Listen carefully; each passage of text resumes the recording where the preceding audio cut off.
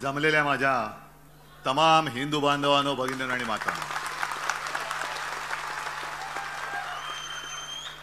मेरी हिंदी आपकी समझ में आएगी क्या कि मराठी ज्यादा अच्छी समजोगे? दोन्ही समजाल ना? यालाच तर आपलं हिंदुत्व म्हणतात. जो एक दूसरे में भेद करते हैं उसको हिंदुत्व नहीं कहा जाता. इसे तो चाणक्य नीति भी नहीं कहा जा सकता, लेकिन कूटनीति होती है जो खुद के अपने स्वार्थ के लिए की जाती है और कुछ लोग कर रहे हैं. बहुत दिनों के बाद ठाणे में आया हूं. ऐसे नहीं कि पहली बार मैं गडकरी रंगायतन में आया हूं, कई बार आया हूं. जैसे संजय जी ने कहा कि ये गडकरी रंगायतन भी आदरणीय बाला साहब जी की देन है. और मुझे याद है 68 या किती राजन असेल, 68 69 67 स्थान असेल, नगर निगम के चुनाव होने जा रहे थे और एक जनसभा में, विराट जनसभा थी, एक पर्चा आ गया, ऐसी चिट्ठी आ गई. बाला साहब भाषण कर रहे थे और उसमें लिखा था कि ठाणे में नाट्यगृह नहीं है. तो बाला साहब ने कहा, आप सारे लोग मिलकर मेरी शिवसेना को सत्ता दे दो, मैं आपको नाट्यगृह दे दूंगा. और तब जाके पहला नाट्यगृह थाना में आ गया. हाँ, नाट्यगृह तो हमने दे दिया, लेकिन नाटक कुछ और ही लोग कर रहे हैं.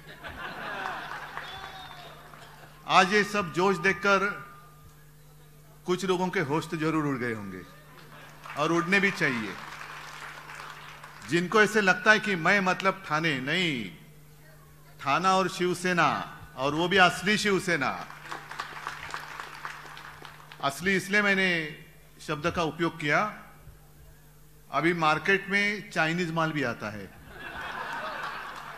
सिर्फ माल ही नहीं, अपने भगवान की मूर्तियां भी आती थी, अब भी आती है या नहीं पता नहीं, लेकिन उसी को हम भगवान समझकर पूजा करते हैं. ऐसे कुछ चाइनीज लोग, बनावट, बोगस, गद्दार, वो अपने आप को समझते कि मैं शिवसेना से भी ऊपर हूं. नहीं, इतने ऊपर तो नहीं जा सकते. अगर उससे ऊपर जाना है तो जाएगा तो वापस नहीं आएगा.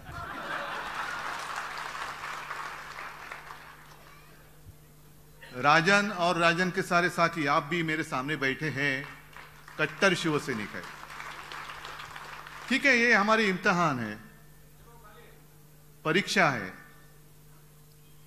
चुनौती तो आती रहती है, लेकिन मैं चुनौती को कभी चुनौती नहीं मानता. चुनौती को मैं भी एक अपॉर्चुनिटी मानता हूं. आप सब बोलेंगे, अरे ये तो क्या, इसका होश ठिकाने पे है क्या, इतनी चुनौती है तो भी ये आसानी से कह रहा हूं. बिल्कुल, परीक्षा तब भी होती है जब कठिन समय आता है.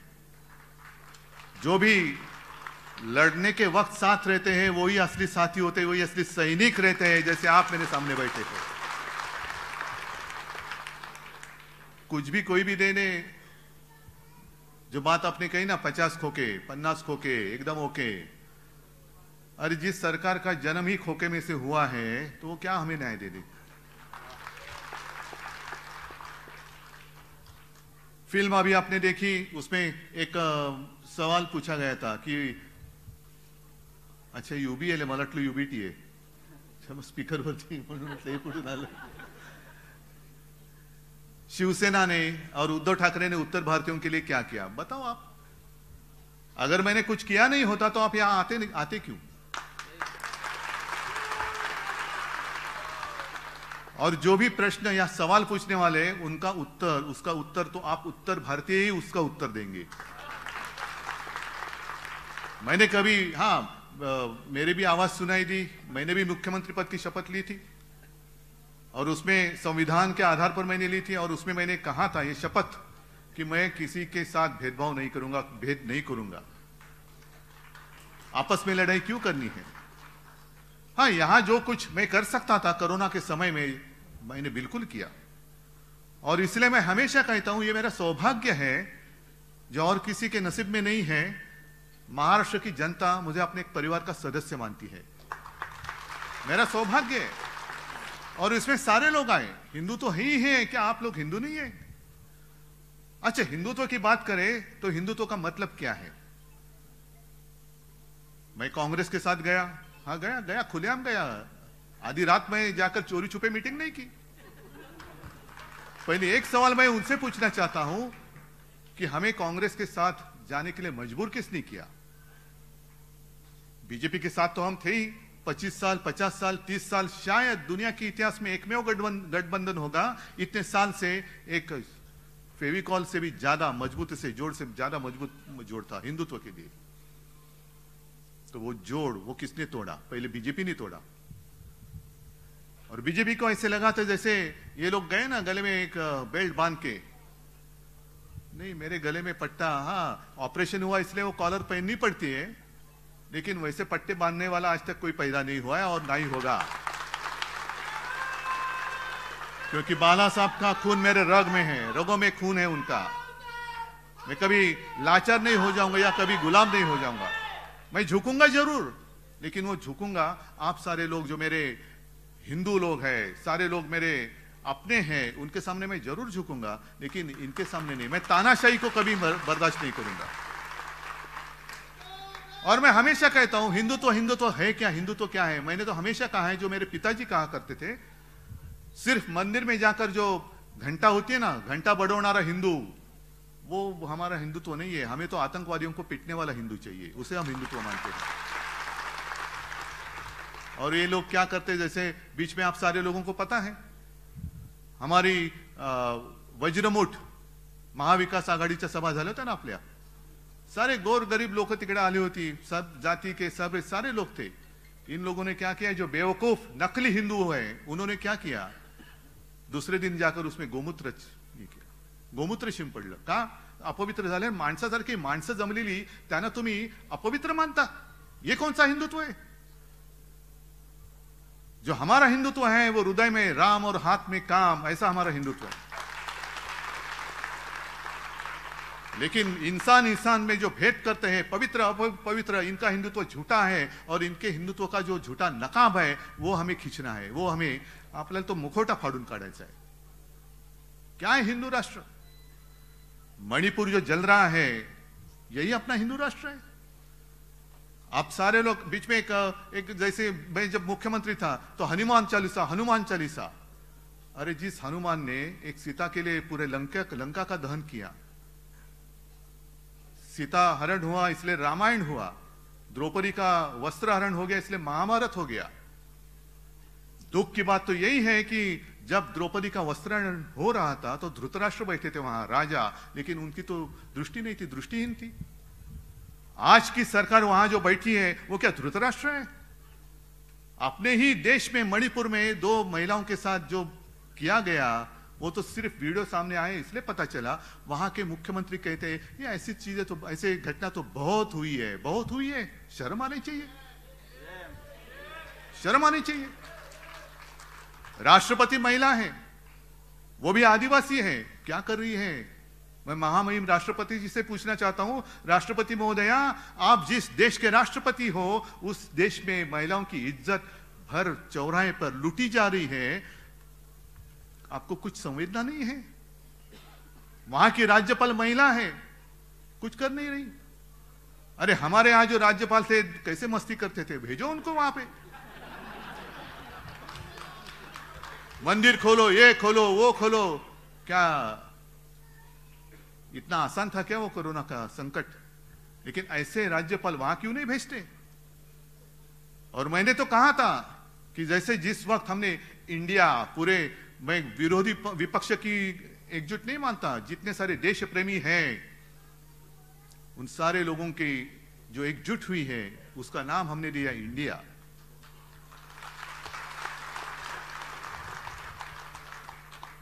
तो इंडिया की भी आलोचना हमारे प्रधानमंत्री जी ने की, उसकी तुलना उन्होंने इंडियन मुजाहिदीन। तो प्रधानमंत्री जी 1-2 दिन में यहां महाराष्ट्र में आने वाले हैं, गद्दारों के साथ बैठने वाले हैं, जिनके ऊपर भ्रष्टाचार के आरोप किए उनका सत्कार करने वाले हैं। यही हमारा हिंदुत्व है। तो मैं प्रधानमंत्री जी से पूछना चाहता हूं, जब भी आप विदेश जाते हो तो प्राइम मिनिस्टर ऑफ इंडिया, एक देश की शान की बात होती है, अरे अपने देश का प्रधानमंत्री देखो, कौन है बाद में लेकिन देश का है। तो प्राइम मिनिस्टर ऑफ इंडिया का मतलब क्या है? आप इंडिया मेरे देश को वहां जाकर रिप्रेजेंट करते हो कि इंडियन मुजाहिदीन के प्रधान सेवक बनकर जाते हो? मुझे बताओ। ये आए हैं अपने प्राइम मिनिस्टर ऑफ इंडिया जो रिप्रेजेंट कर रहे इंडियन मुजाहिदीन आतंकवादियों को, ऐसे होता है? इतनी आपकी सोच गिरी गई। और जिस हिंदू राष्ट्र की बात कर रहे हैं, इसलिए मैं भी एक कागज पर, जैसे संजय जी ने कहा, मैं भी 2 पंक्तियां लिख के लाया हूं। आज के देश की स्थिति कैसी है? खुलेआम महिलाओं के साथ अत्याचार हो रहा है। उस वक्त जब द्रौपदी का वस्त्रण हो रहा था तो भगवान श्री कृष्ण आए थे और उन्होंने उनकी लज्जा बचाई थी। लेकिन अब कौन है? कौन बचाएगा? जो विश्व में पूरे ताकतवर नेता है, विश्वगुरु है, महाशक्तीचा बाप, पण त्यांच्या राजवटीमध्ये महिलांची आबरू लुटली जाते, कसं त्यांची धिंड काढली जाते। कौन बचाएगा मेरे इन माता और भगिनी, जो माता और बहनें, उनकी इज्जत कौन बचाएगा? कौन आएगा? श्री कृष्ण। और इसलिए कुछ पंक्तियां जो मला वाटतं कवि उपाध्याय जी थे, उनकी कविता है, मैं खास करके लिख के लाया हूं क्योंकि गलती ना हो जाए। पूरी कविता पढ़ने जैसी है, लेकिन पूरी कविता ही नहीं पढ़ूंगा, 4 ही लाइनें। और उन्होंने लिखा है कि अब द्रौपदी क्या करेगी? तो उन्होंने द्रौपदी के लिए कहा है, सुनो द्रौपदी शस्त्र उठा लो, अब गोविंद ना आएंगे। अब गोविंद आने की उम्मीद छोड़ दो। गोविंद तो बैठा है अपनी आंखों पर पट्टी बांधकर, धृतराष्ट्र जैसे। अब गोविंद ना आएंगे, छोड़ो मेहंदी, खड्ग संभालो। खड्ग संभालने का वक्त आया है अभी। खड्ग संभालो, खुद ही अपना चीर बचा लो। द्यूत बिछाए बैठे शकुनी, मस्तक सब बिक जाएंगे, 50 को के एकदम ओके।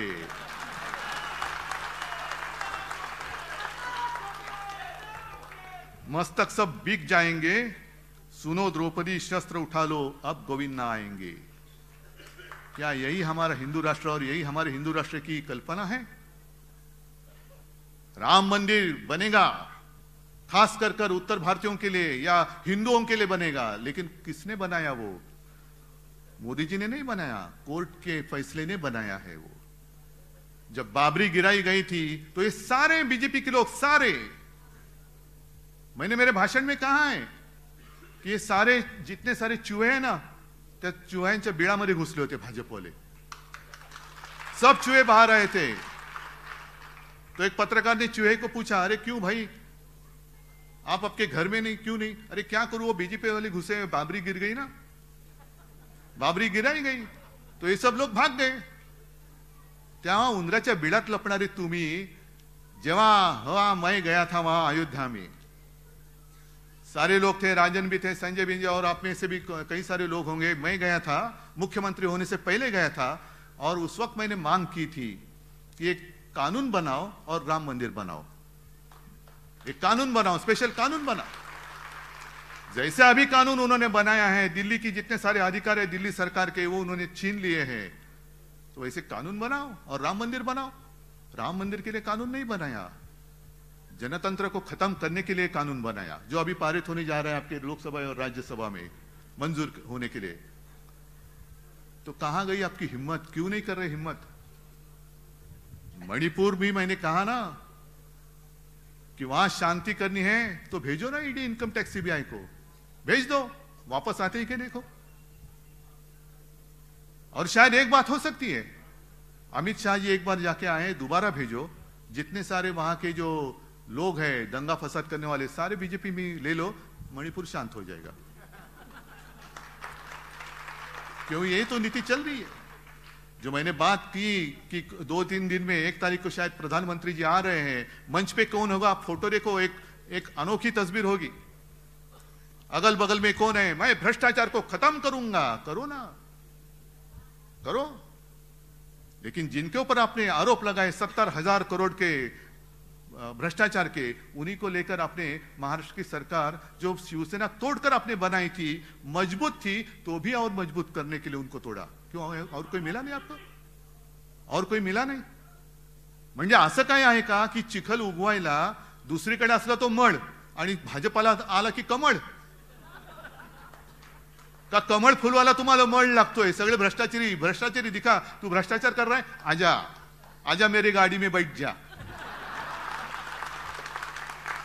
भ्रष्टाचार की गाड़ी चल रही है, तेज बुलेट ट्रेन चल रही है, भ्रष्टाचार की गाड़ी। अरे भारतीय जनता पार्टी, अब नाम लेने के लिए शर्म आनी चाहिए, ये तो भ्रष्ट जनता की पार्टी हो गई है, भ्रष्ट जनता पार्टी।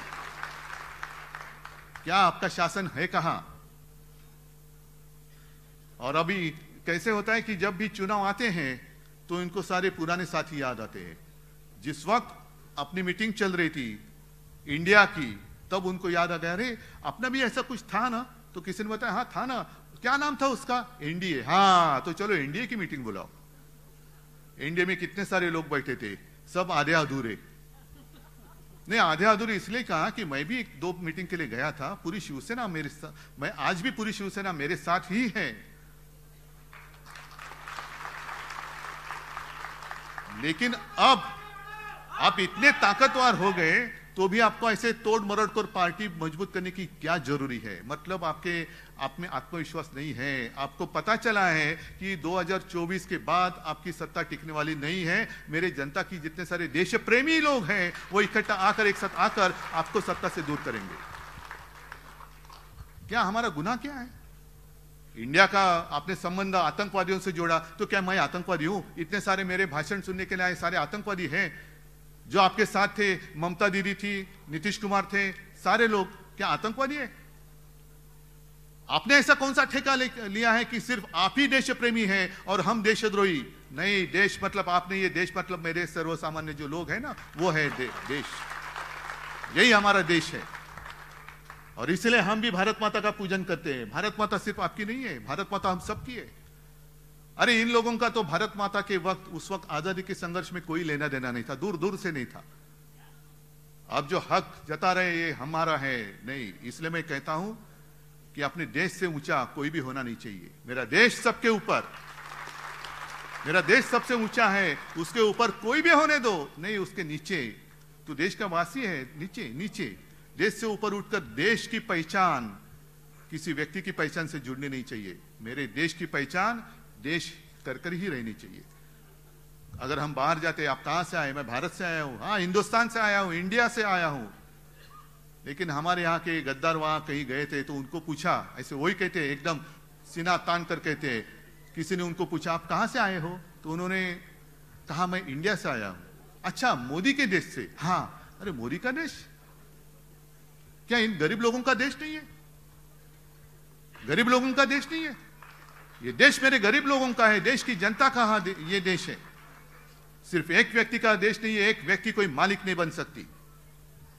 और इसलिए मैंने कई बार कहा है, अब जो एक चर्चा इनका क्या होता है, जब चुनाव आते हैं तो आपस में लड़ाई लगा देते, हिंदू मुसलमानों की लड़ाई, आपस में जाति पाति की दीवारें खड़ी करती है। आप लड़ते रहो, हम राज करते रहेंगे और विकास के सपने दिखाएंगे। विकास, हम विकास कर रहे। क्या किया है विकास? विकास तो अंग्रेज भी कर रहे थे, तो क्यों हमने सबने उनको क्यों भगाया?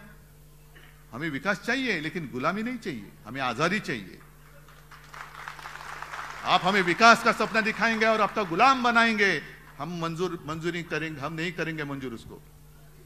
हम नहीं गुलाम होंगे, हमें विकास करना है और हमारे देश की जनता काबिल है अपना विकास करने के लिए। और आते जाते किसी ने मुझे एक कार्टून बताया, विकास की बात कर रहे हैं ना, तो एक कार्टून बताया कि एक श्रीमान जी थे, वो अखबार लेकर खुशी में अखबार पढ़ रहे हैं, तो उनकी श्रीमती जी उनको कहते कि अजी सुनिए, ये जो तस्वीर देख रहे हैं ना, ये चांद्रयान जो आपने भेजा है अपने देश ने, उसने भेजी हुई तस्वीर नहीं, ये तो हमारे शहर का रास्ता है उसकी तस्वीर है। इतने गड्ढे पड़ गए हैं, इतने गड्ढे हैं, इधर गिरे, इतने गड्ढे हैं कि चांद पे जाने की जरूरत ही नहीं है। यहीं पे समझ में आती है कि चांद में कैसे होगा सब। और ये सब झूठी बातें, इससे अभी हमें जागते रहते सबको जगाना चाहिए। उत्तर भारतीय, आप मुझे बताओ क्या किया है हमने आपके साथ ऐसा सुलूक कि आप जो एक साथ थे आज भी हैं, तो आप अचानक थोड़े से दूर चले गए, क्यों? जो फिल्म में बताया गया है ये सच्चाई है। और उस वक्त कई सारे, मतलब एसटी से हमने सारे लोगों को अपने अपने राज्य में भेजा था, उनके राज्य की सीमाओं तक पहुंचाया था।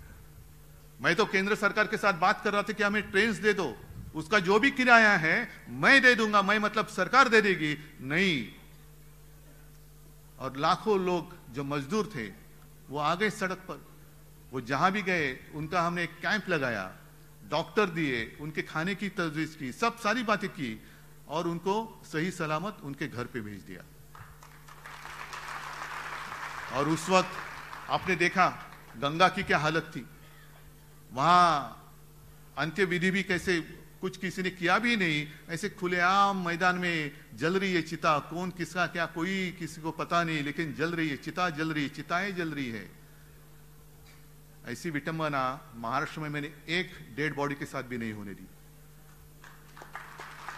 और कभी मैंने झूठापन किया नहीं, एक आंकड़ा भी, एक भी मौत मैंने कभी छुपाई नहीं। जो है सच्चाई को छुपाओ मत, सच्चाई आज नहीं तो कल सबके सामने आ जाएगी।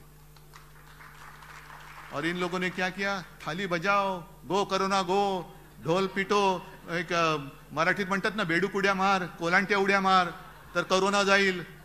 अरे कसा जाईल करोना? मंदिर खोलो, ये खोलो, वो खोलो, क्या खोलो?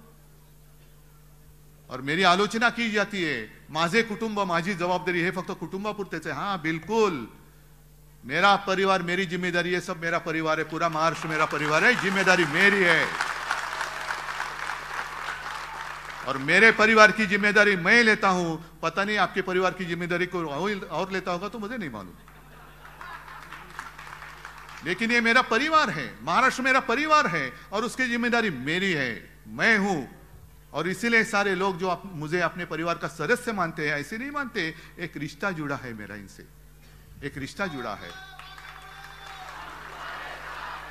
आज आप लोग सारे इतने उत्साह में हैं, लेकिन ध्यान में रखो, क्योंकि आज तक मैंने अनुभव किया है।